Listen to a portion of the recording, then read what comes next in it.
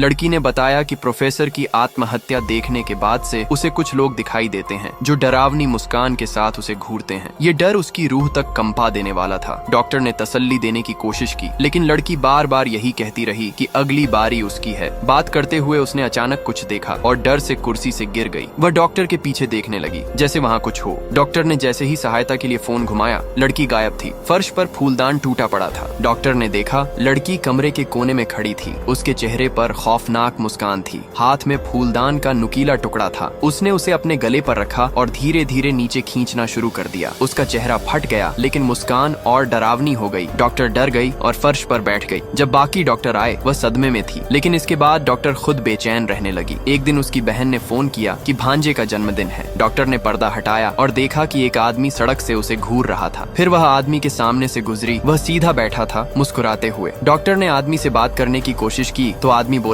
वह मरेगी, मैं मरूंगा, सब मरेंगे। डॉक्टर ने चिल्लाकर कहा, मेरी तरफ देखो, लेकिन वह दोहराता रहा, तुम मरने वाली हो। मुखिया ने उसे कुछ दिन की छुट्टी दी। जाते समय उसने खिलौनों की दुकान से भांजे के लिए ट्रेन खरीदी। रात को अचानक सुरक्षा अलार्म बजा। डॉक्टर डर से घर में कैंची लेकर घूमने लगी। तभी सुरक्षा वालों की तरफ से फोन आया, क्या घर पर सिर्फ आप हैं? डॉक्टर ने कहा, हाँ। लेकिन आदमी बोला, तो फिर जो आपके पीछे बोल रहा है वह कौन है? डॉक्टर ने पीछे देखा, फोन मेज पर था। वह कंपकपाने लगी कि फोन मेरे पास था तो मेज पर कैसे चला गया। यह देखकर उसकी रूह कांप उठी। डॉक्टर ने बिल्ली को खाना डालने की सोची, लेकिन वह गायब थी। चारों तरफ अंधेरा था, बिल्ली कहीं नहीं मिली। अगले दिन डॉक्टर भांजे की जन्मदिन पार्टी में गई। वह तोहफे खोल रहा था। जब उसने डॉक्टर का तोहफा खोला, उसमें मरी हुई बिल्ली थी। डॉक्टर बिल्ली को गले लगाकर रोने लगी। सभी दूर हट गए। तभी उसने देखा एक लड़की कुर्सी पर बैठी उसे घूर रही थी। वही डरावनी मुस्कान। डॉक्टर चिल्लाई, लेकिन किसी और को वह लड़की नहीं दिखी। अचानक वह लड़की सामने आ गई। डॉक्टर पीछे हटते हुए कांच की मेज पर गिर पड़ी। कांच उसके शरीर में घुस गया। डॉक्टर को शक था कि उसके साथ जो हो रहा है वह कोई श्राप हो सकता है। इसी वजह से वह अपने पुराने प्रेमी के पास गई ताकि उससे कुछ जानकारी मिल सके। पहले तो प्रेमी मदद नहीं करना चाहता था, लेकिन पुराने रिश्ते की वजह से वह मान गया और थोड़ी खोजबीन की। उन्हें एक खबर मिली कि कुछ दिन पहले एक औरत ने आत्महत्या कर ली थी, लेकिन उससे पहले उसने देखा था कि एक आदमी ने खुद को कैंची से मार डाला था। प्रेमी ने उस घटना का वीडियो बार बार देखा और पाया कि मरने से पहले वह आदमी अजीब तरह से मुस्कुरा रहा था। इससे डॉक्टर को यकीन हो गया कि वही श्राप अब उस पर भी आ गया है। बहन से बात करते हुए डॉक्टर ने उसे कई सबूत दिखाए, लेकिन बहन को लगा कि डॉक्टर अपनी माँ की तरह मानसिक बीमारी से जूझ रही है। शाम को डॉक्टर के प्रेमी ने फोन करके बताया कि ऐसी घटनाएं अब तक 20 बार हो चुकी हैं। इनमें से 19 लोग मर चुके हैं, लेकिन एक अफ्रीकी आदमी बच गया है जो अब जेल में है। फिर दोनों ने तय किया कि